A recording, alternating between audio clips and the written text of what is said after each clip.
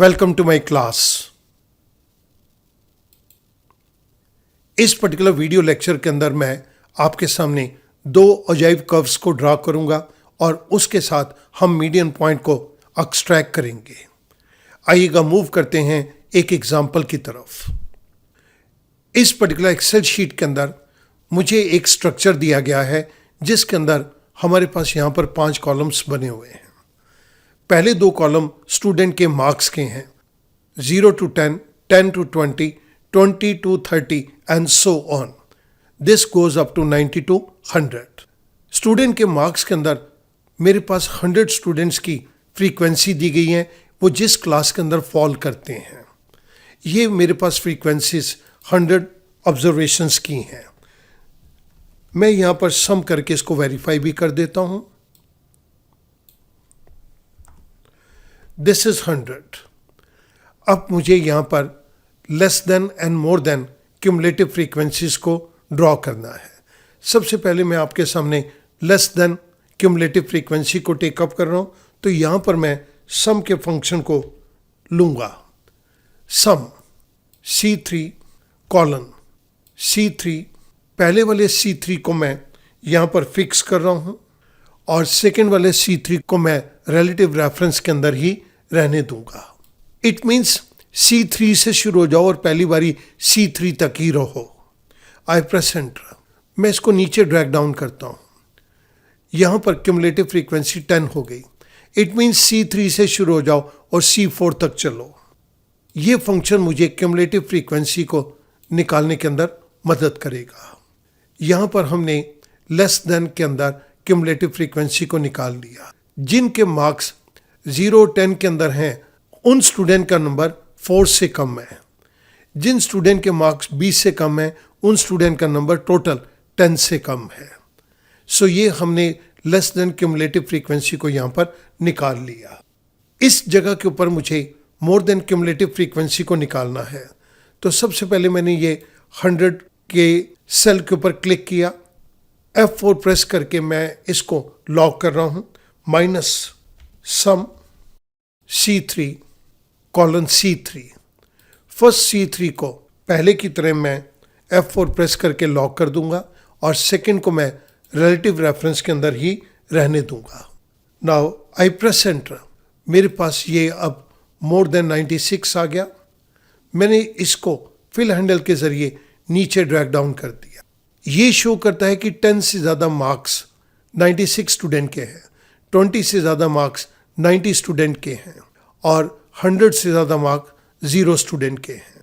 अब मुझे अजाइब कर्व्स को यहाँ पे बनाना है, तो मैंने ये अपर लिमिट को टेकअप किया और उसके बाद कंट्रोल को प्रेस करके मैंने ये लेस देन और मोर देन की कंप्लीट रेंज को एक्सेप्ट कर लिया। Now I go to insert scatter with straight line markers. मैंने यहाँ पर इस चार्ट को यहाँ पर ड्रॉ कर दिया।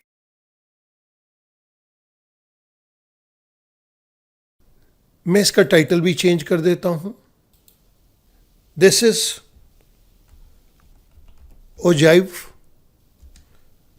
अजाइब कर्व्स एंड मीडियन पॉइंट। मैंने ये टाइटल यहाँ पर दे दिया। अब स्टूडेंट मुझे इन 2 अजाइब कर्व से मीडियन पॉइंट को ड्रॉ करना है। मीडियन पॉइंट को ड्रॉ करने के लिए हमें कुछ और बेसिक इनपुट्स चाहिए। सो यहाँ पर मैं कुछ स्टेप्स को टेकअप कर रहा हूँ। The first step is find n/2। n/2 के अंदर 100 divided by 2, this comes to 50। Second step के अंदर see cumulative frequencies just greater than n/2। n/2 मेरा 50 है, तो 50 से ज़्यादा ग्रेटर फ्रीक्वेंसी हमारे पास इस पर्टिकुलर क्लास के अंदर है। ये मैंने कलर दे दिया। The third point is the corresponding class contains the median value and it is called median class. इस पर्टिकुलर क्लास के अंदर से ही हमें मीडियन निकल कर आएगा और मीडियन को कैलकुलेट करने के लिए हमारे पास एक फार्मूला है। The value of median is now obtained by using formula. Median को कैलकुलेट करने के लिए हमारे पास 2 डिफरेंट फार्मूलाज हैं। ये मैंने दोनों फार्मूलाज आपकी रेफरेंस के लिए यहाँ पर दे दिए। जिन पैरामीटर्स को हमने इनके अंदर यूज़ किया है वो भी मैंने आपकी रेफरेंस के लिए यहाँ पर लिख दी है। अब मैं मीडियन को कैलकुलेट कर रहा हूँ। Median this is equals to, सबसे पहले मैं इस फॉर्मूले को ले रहा हूँ। L is the lower limit of the median class. This is lower limit of the median class A7 plus parenthesis start. H is the magnitude or the width of the median class. Width of the median class is 10. So मैंने यहाँ पे 10 दे दिया. This is divided by, the next is H divided by F. F is the frequency of the median class. Frequency of the median class is given to us here in cell number C7. Parenthesis close, I press multiplication symbol. Parenthesis start, one more parenthesis. N by 2, N is C13 divided by 2, parenthesis close, minus, this is the cumulative frequency of the class preceding the median class. ये हमारी median class है and this is the cumulative frequency of the class preceding the median class. So ये हमारे पास cell number D6 आ गया. I close parenthesis, I press enter. मेरे पास median value आ गई 48.26. We use this particular function here. Similarly, अब मैं आपको दूसरे फॉर्मूले के थ्रू भी यहाँ पर मीडियन को कैलकुलेट करके दिखा रहा हूँ. This is equals to L is the lower limit of the median class. Median class हमारी 40 to 50 है.